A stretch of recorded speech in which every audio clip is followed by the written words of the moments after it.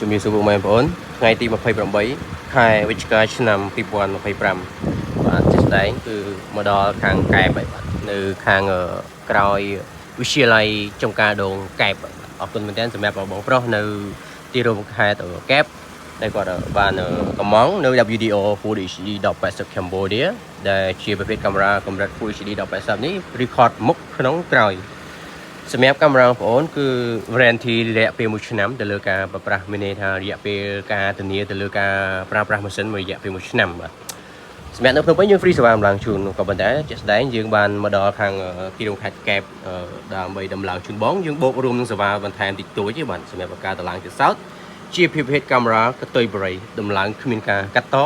ប៉ះពាល់ដល់ warranty ឬក៏ការធានាផនឡានឡើយបងក៏តែងតែចោទសំណួរដដែលដែរជាស្ដែងគឺការដំឡើងស្អាតបាទនេះសម្រាប់ land មកក្រាបក្រោយហើយសម្រាប់ការដំឡើងគឺគ្រប់ប្រភេទឡានទាំងអស់បាទប្រភេទ